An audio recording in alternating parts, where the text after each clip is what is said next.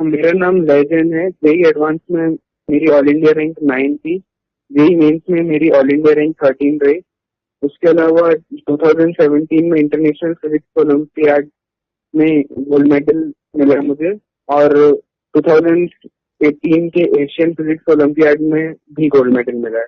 आज मैं आपको बताऊंगा कि मैंने अपनी ये तैयारी कैसे की, कोचिंग और सेल्फ स्टडी का कितना रोल था वगैरह। सबसे पहले फिजिक्स फिजिक्स में जो सब टॉपिक्स हैं, मैकेनिक्स, फ्लूइड मैकेनिक्स, थर्मोडायनेमिक्स, और फिर 12th का पार्ट मैग्नेटोस्टैटिक्स। तो मैकेनिक्स के लिए ज्यादा ट्रिक्स पे फोकस नहीं करना, सिर्फ बेसिक इक्वेशंस और बेसिक कंसेप्ट को ध्यान में रखने से ही काम हो जाता है।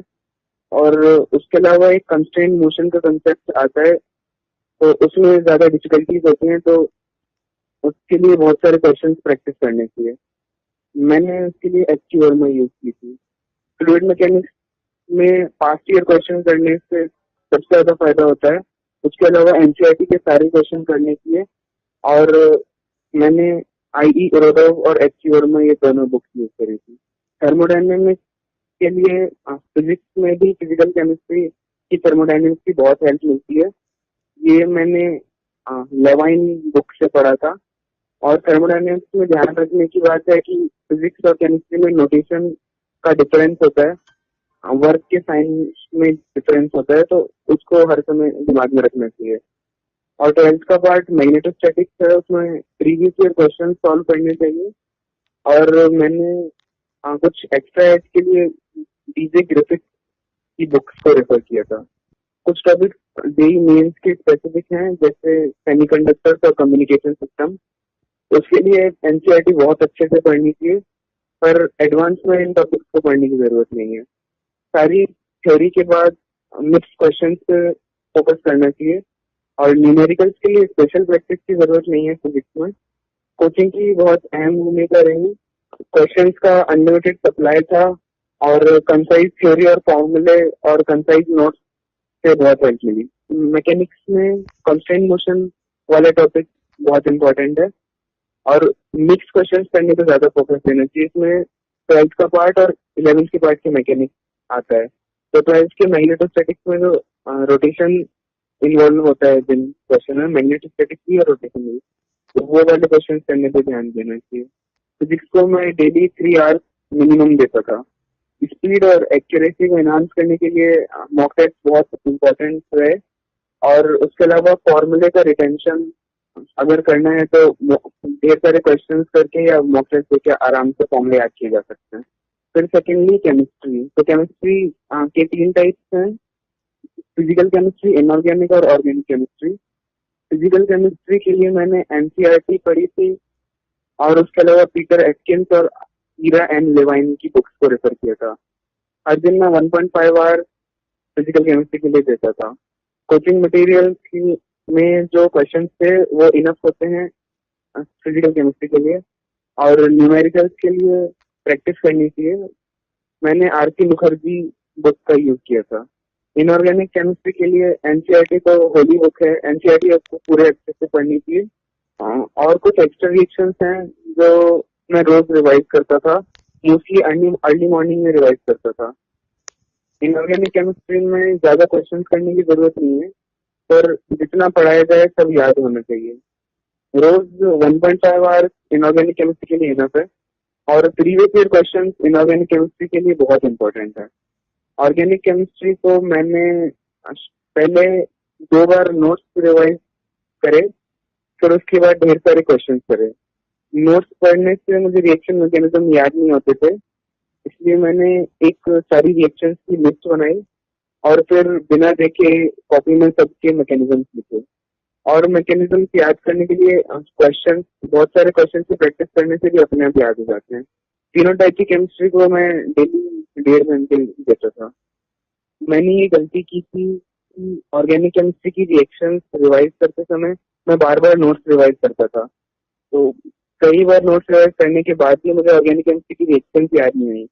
फिर उसका रेमेडी ये है कि आप 1-2 बार नोट्स रिवाइज करें, और उसके बाद ढेर सारे क्वेश्चन प्रैक्टिस करें।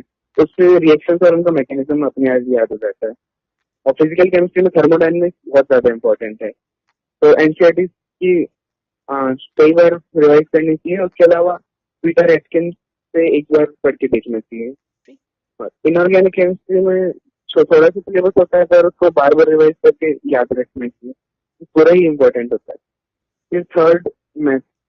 तो मैथ में जो अलजेब्रा वाला पार्ट है, उसमें बहुत सारे क्वेश्चंस करने से ही फायदा होता है। उसको अलजेब्रा की जो भी क्वेश्चंस आते हैं उनको अटैकिंग मोड में करना चाहिए, हर तो बार बार ट्राई करते रहना चाहिए। जितने भी मेथड दिमाग में आए हर मेथड से ट्राई करना चाहिए। बाहर कोई मेथड अगर नहीं आंसर आ पा रहा है किसी मेथड से, तो फिर अगला मेथड ऐसे ऐसे करके सारे मेथड एक बार ट्राई करने चाहिए। और कैलकुलस में बार बार अलग अलग सब्स्टिट्यूशन ट्राई करके देखते रहना चाहिए। कोई क्वेश्चन स्पेसिफिक सब्स्टिट्यूशन से ही हो पाते हैं, तो उसके लिए जितने सब्स्टिट्यूशन दिमाग में है उनको एक लिख के एक एक करके सारे ट्राई करने चाहिए। और लंबे एक्सप्रेशन को लिखने की आदत होनी चाहिए। लंबे एक्सप्रेशन लिखने में कोई हेजिटेशन नहीं होना चाहिए। मैंने कैलकुलस के लिए थॉमस कैलकुलस बुक का भी यूज किया था। कोऑर्डिनेट ज्योमेट्री में बार बार ट्राई नहीं करना चाहिए। उसकी वजह मैं सबसे पहले क्वेश्चन देख के उसका फिगर बनाता था, क्योंकि बहुत बड़े क्वेश्चन आते हैं 4 to 5 मिनट। अगर एक क्वेश्चन को 2 बार रीड करने में लग गए तो 4 to 5 मिनट लग जाते हैं। इसलिए पहली बार जो रीड करा, साथ ही साथ उसकी फिगर बनाता था, और फिगर बनाने के बाद एक ब्लूप्रिंट तैयार करता था कि कैसे फाइनल आंसर तक पहुंचे। जब सब क्लियर हो जाता था रास्ता कैसे पहुंचना है, फिर उसके बाद कैलकुलेशन स्टार्ट करना। लंबी calculation, square root, long division से हेजिटेशन नहीं होना। कोऑर्डिनेट ज्योमेट्री में लंबी कैलकुलेशन बहुत आती हैं, और कोऑर्डिनेट ज्योमेट्री में फॉर्मूले बार बार याद करते रहने चाहिए।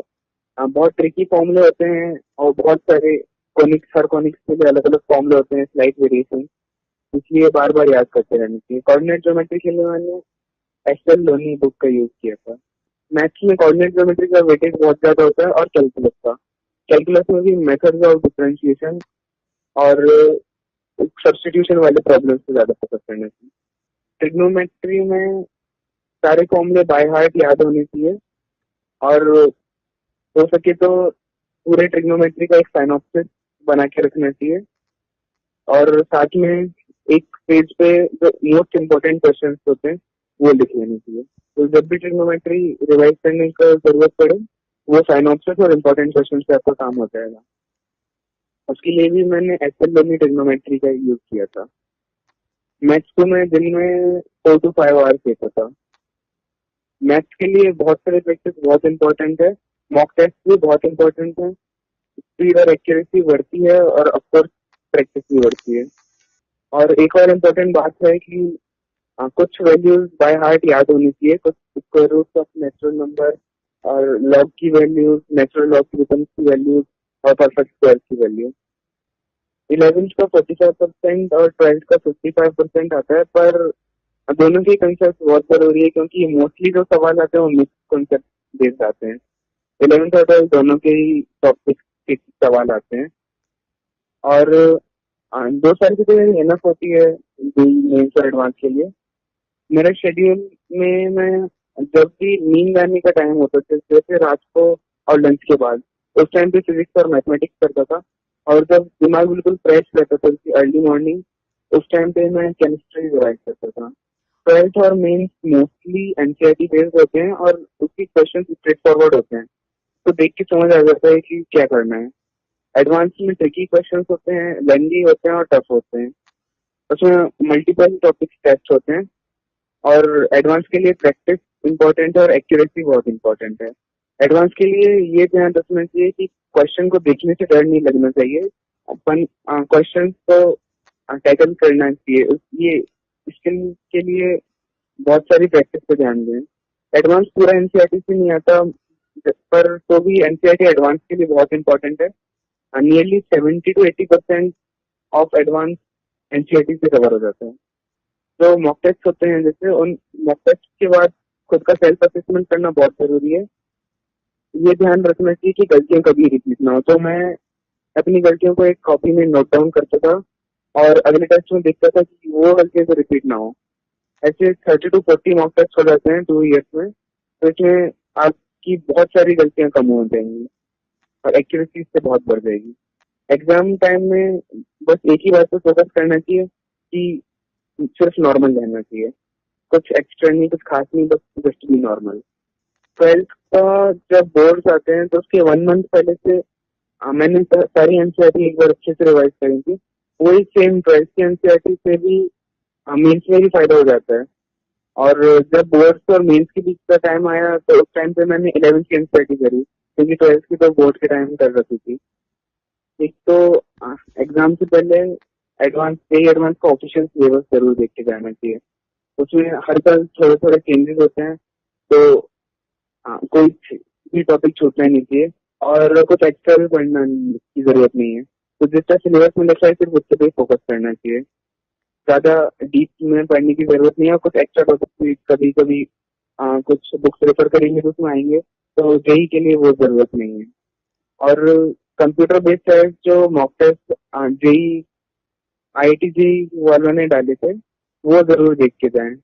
मैं वो देख के नहीं गया था, तो मुझे थोड़ा सा डिफिकल्टी आई थी शुरुआत में इंस्ट्रक्शन समझने में। 12th में आते आते टाइम बहुत ज्यादा इंपॉर्टेंट फैक्टर बनता है, तो एक भी सेकंड बिल्कुल वेस्ट ना करें। अगर आपको सोशल मीडिया यूज करना है तो आप कंस्ट्रक्टिव काम के लिए यूज कर सकते हैं, पढ़ाई के लिए, पढ़ाई की गाइडेंस के लिए, स्टडी ग्रुप्स के लिए या टीचर से डाउट पूछने के लिए। पर उसके अलावा मैं ये सलाह दूंगा कि 2 साल तक आप बाकी नॉन कंस्ट्रक्टिव सोशल मीडिया से दूर रहें। मैं इंटरनेशनल फिजिक्स ओलंपियाड 2017 में गोल्ड मेडलिस्ट हूँ। ओलंपियाड के गोल्ड या सिल्वर मेडलिस्ट को यूएस फॉरेन यूनिवर्सिटीज जैसे कि एमआईटी, कॉर्नेल, स्टैनफोर्ड की एप्लीकेशन में बहुत फायदा मिलता है। मेरा भी एमआईटी में सिलेक्शन इंटरनेशनल फिजिक्स ओलंपियाड की वजह से हुआ है। मैं फ्यूचर में रिसर्च में करियर परस्यू करना चाहता हूँ। उसके लिए मैं एमआईटी जाना चाहता हूँ, जहाँ पे मैं कंप्यूटर साइंस और फिजिक्स में डबल मेजर करूंगा। आई होप आपको ये मेरा इंटरव्यू पसंद आया है। अगर आपके पास कोई डाउट है तो प्लीज कमेंट्स में डाल दीजिए। I hope you will keep watching DKT.